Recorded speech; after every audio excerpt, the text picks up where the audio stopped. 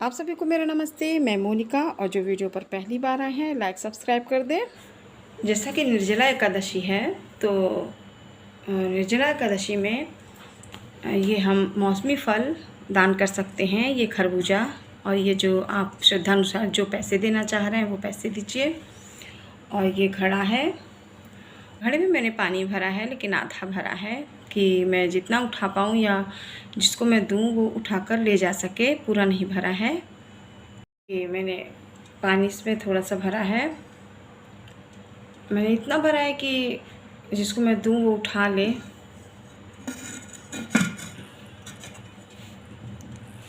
और अपनी श्रद्धानुसार पैसे दे दीजिए। और ये है खरबूजा, मौसमी फल कुछ भी दे सकती हैं आप। और ये है पंखा।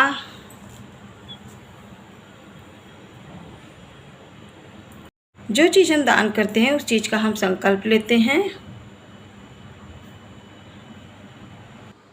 और मैं लगा दूंगी चारों तरफ सिंदूर। और आज मैंने क्या क्या किया, वीडियो के अंत तक बने रहिएगा। और इसके ऊपर लगा दूंगी और अभी खरबूजे में भी लगाऊंगी। और अब मैं पंखे में लगा दूंगी।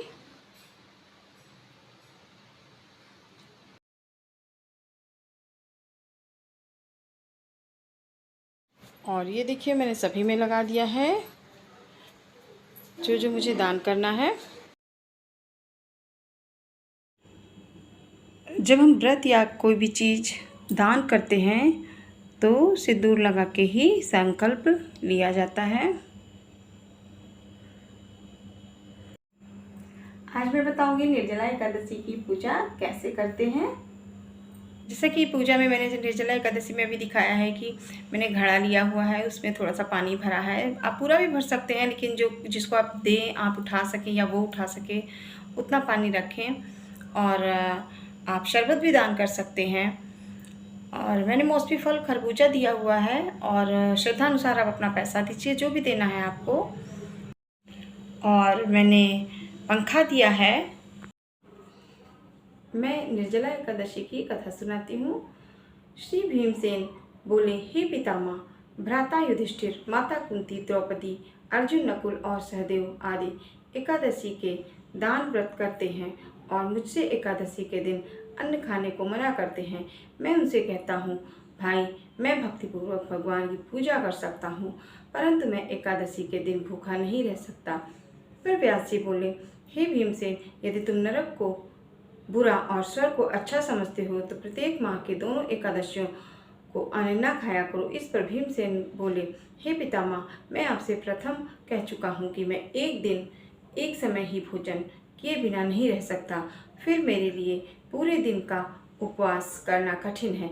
यदि मैं प्रयत्न करूँ तो एक व्रत अवश्य कर सकता हूँ। अतः आप मुझे कोई एक व्रत बतलाइए जिसमें मुझे स्वर्ग की प्राप्ति हो। श्री व्यास जी बोले, हे वायुपुत्र, बड़े बड़े ऋषि और महर्षियों ने बहुत से शास्त्र आदि बनाए हैं कि मनुष्य को दोनों पक्षों की एकादशियों का व्रत करना चाहिए, इससे उन्हें स्वर्ग की प्राप्ति होती है। श्री व्यास जी के वचनों को सुनकर भीमसेन नर्क के जाने के कारण अत्यंत भयभीत हुए और लता के समान कांपने लगे। वह बोले, हे पितामह, अब मैं क्या करूं, क्योंकि मुझसे व्रत नहीं हो सकता। अतः आप मुझे कोई एक ही व्रत बतलाइए जिससे मेरी मुक्ति हो जाए। अतः इस पर श्री व्यास जी बोले, हे भीमसेन, कृष्ण और मिथुन संक्रांति के मध्य में ज्येष्ठ माह की शुक्ल पक्ष की एकादशी होती है, उसका निर्जला व्रत करना चाहिए। इस एकादशी के व्रत के स्नान और आचमन में जल वर्जित नहीं है, लेकिन आचमन में 3 माह से जल से अधिक जल नहीं लेना चाहिए। इस आचमन से शरीर की शुद्धि हो जाती है। आचमन में 7 माह से अधिक जल मद्यपान के समान है। इस दिन भोजन करने से व्रत नष्ट हो जाता है।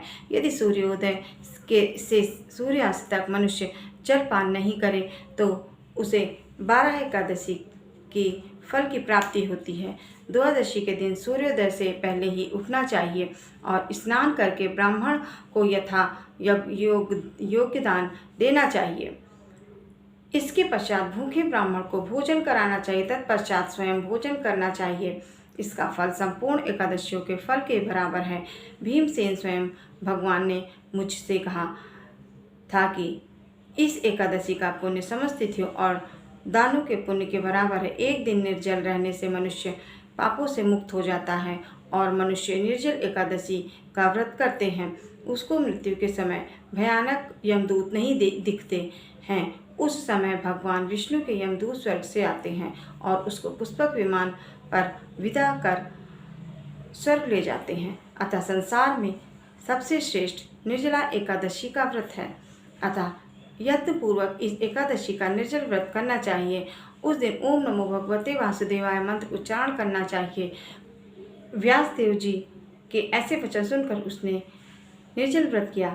इसी एकादशी को भीमसेन एकादशी भी कहते हैं और पांडव एकादशी भी कहा जाता है। निर्जल व्रत करने से पहले भगवान की पूजा करनी चाहिए और उनसे विनय करनी चाहिए कि दूसरे दिन भोजन करूंगा, मैं इस व्रत को श्रद्धापूर्वक करूंगा, इससे मेरे सब पाप नष्ट हो जाते हैं। इस दिन एक बड़े वस्त्र से ढककर स्वर्ण सहित दान करना चाहिए। जो मनुष्य इस व्रत को 2 प्रहर में स्नान तप आदि करके करते हैं उनको करोड़ों फल स्वर्ण के दान का फल मिलता है। जो मनुष्य इस दिन यज्ञ होम आदि करते हैं उसका फल वर्णन भी नहीं किया जा सकता। इस निर्जला एकादशी के व्रत से मनुष्य विष्णु लोक को जाता है। जो मनुष्य इस दिन अन्न खाते हैं उनको चंडाल के समान समझना चाहिए। वो अंत में नरक को जाते हैं। ब्रह्म हत्यारे, मद्यपान करने वाले, चोरी करने वाले, 3 गुरु से द्वेष करने वाले, असत्य बोलने वाले इस व्रत को करने से स्वर्ग को जाते हैं। हे कुंती पुत्र, जो पुरुष या स्त्री इस व्रत को श्रद्धा पूर्वक करते हैं निम्नलिखित कर्तव्य है। उन्हें सर्वप्रथम विष्णु भगवान की पूजा करनी चाहिए, तत्पश्चात गौ का दान करना चाहिए। उस दिन ब्राह्मणों को दक्षिणा मिष्ठान आदि देना चाहिए। निर्जला के दिन अन्न, वस्त्र, छाता, उपहान आदि का दान करना चाहिए। जो मनुष्य इस कथा को प्रेम पूर्वक सुनते व पढ़ते हैं उनको स्वर्ग की प्राप्ति होती है। ओम नमो भगवते वासुदेवाय। एकादशी वाले दिन आप विष्णु भगवान जी की पूजा करिए। और ये देखिए मैंने मंदिर ऐसे सजाया है और बस पूजा की सामग्री, प्रसाद, और ये मैंने पंखा लिया हुआ है, कथा के लिए किताब है, और ये श्रद्धानुसार ये लीजिए। वीडियो पसंद आया हो तो कमेंट्स बॉक्स में लक्ष्मी नारायण लिखिएगा।